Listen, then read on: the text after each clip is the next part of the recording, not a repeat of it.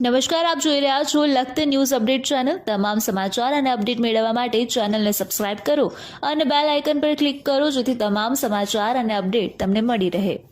કેસરિયા ગામ પાસેથી પસાર થતી ઉમઈ નદીનું ઉગ્ર સ્વરૂપ જોવા મળ્યું।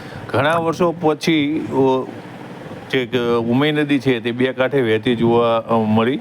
લોકો મોટી સંખ્યાની અંદર ઉમઈ નદીના પુલ પાસે પહોંચ્યા ત્યારે ઉમઈ નદી ખૂબ જ ઉગ્ર સ્વરૂપમાં જઈ રહી હતી અને આ જે તેના બેઠા પુલ ઉપરથી લખતર તરફ આવવું મુશ્કેલ બન્યું હોય તેવો ઘાટ સર્જાવા પામ્યો હતો।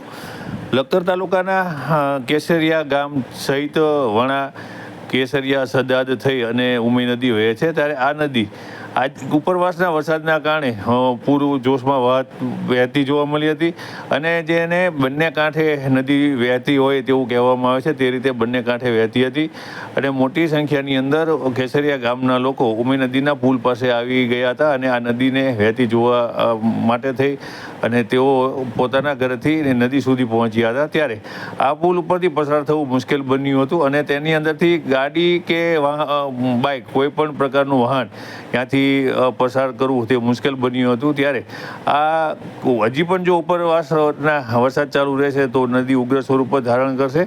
આ ઉમઈ નદીનું પાણી છેક લખતર સુધી પહોંચે છે ત્યારે જાણવા મળતી વિગત મુજબ આગળ લીલાપુરથી વટી અને ઢાંકી પાસે પણ જે ઉમઈ નદીનો પાળો છે તે તૂટી ગયો છે અને તેના કારણે છારદ રોડ પર પાણી ફરી વળતા છારદ રોડ બંધ કરવામાં આવ્યો છે।